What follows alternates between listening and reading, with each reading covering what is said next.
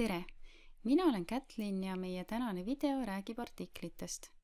Artikliks nimetatakse Smart Accountsis mis tahes kaupa või teenust, mida teie ettevõte ostab või müüb. Artikleid on võimalik süsteemi lisada kas siis otse arvetel, pakkumistel või tellimustel või siis menüüpunktis ost-müük artiklid. Ja samas menüüpunktis kuvatakse siis juba varasemalt teie ettevõttega seotud artiklid. Uue ettevõtte sisestamisel tuuakse kaasa soovi korral ka nimekiri enam kasutatavatest artiklitest. Uue artikli lisamiseks vajutame lisa uus. Artikli tüübi määramisel on 3 valikut, kas kaup, teenus või laoartikkel. Laoartikkel on oluline määrata tüübiks siis, kui tegu ongi selliste toodetega, mida te soovite lattu arvele võtta. Muul juhul võib jääda tüübiks kas kaup või teenus.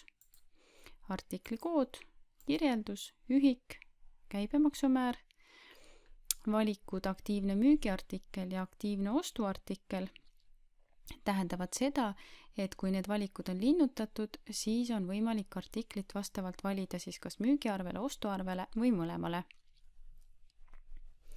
Kui artikkel on kasutusel näiteks ainult ostuarvete puhul, siis on kindlasti mõistlik eemaldada aktiivne müügiartikkel linnukene. Müügihind, ostuhind, omahind, kui see eksisteerib, müügikonto, ostukonto.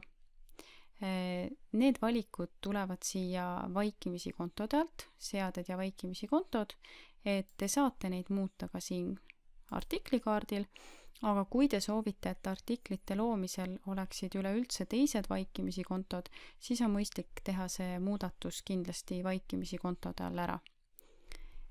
Soovi korral saate lisada siia ka dokumente, kas siis mingeid lepinguid või sertifikaate ja siis salvestate ära. Sisestatud artikleid on võimalik siis kasutada arvetel, pakkumistel ja tellimustel. Võtame siit näiteks lahti nüüd ühe müügiarve. Võtame lisa uus. Kõikidel pakkumistel, tellimustel ja arvetel peab kindlasti olema kasutusel vähemalt üks artikkel ja ilma artiklita dokumenti salvestada ei ole võimalik.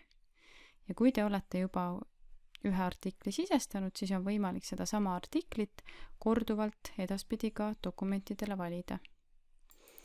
Klõpsates siis siin otsi lahtris, kas valite nimekirjast või otsite kirjutades siis artikli nime.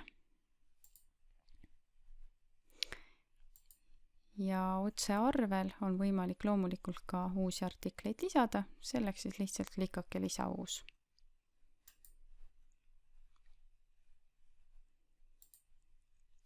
Tänan teid vaatamast ja uute videoteni!